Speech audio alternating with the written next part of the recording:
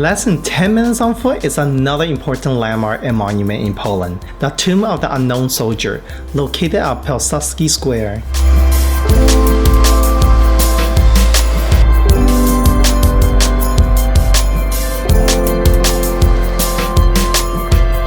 I think it's changing of the flag. The soldiers marching on. Not too sure what this is for.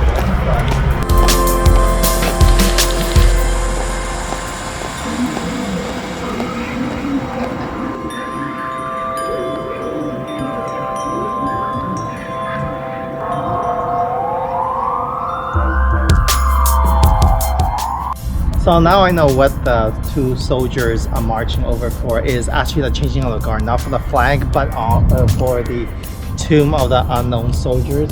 There's like internal flames right there, and this commemorates those who fought during the World War I and World War II.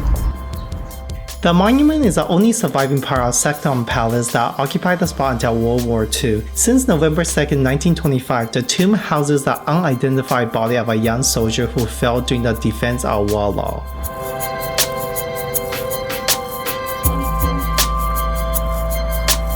The internal flame is accompanied by 3 companies of 1st Guard Battalion representing the Honor Guard Regiment of the Polish Armed Forces. It is there that most official military commemoration take place in Poland and where foreign representatives lay wreath when visiting the country. The changing of the guard takes place every hour, 365 days a year.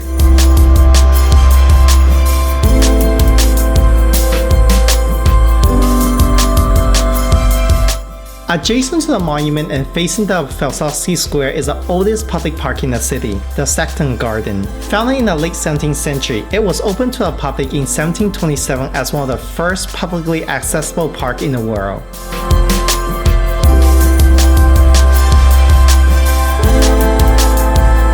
The Saxon Garden was originally the site of the Warsaw fortification and of a palace built in 1666 for the powerful Oscarite John Andreas Morton. The garden was extended in the reign of King Augustus II, who attached it to the Saxon axis, a line of parks and palaces linking the western outskirts of Warsaw with the Vistula River. During the 19th century, it was turned into a romantic English-style landscape park. Destroyed during and after the Warsaw Uprising, it was partially reconstructed after the World War II.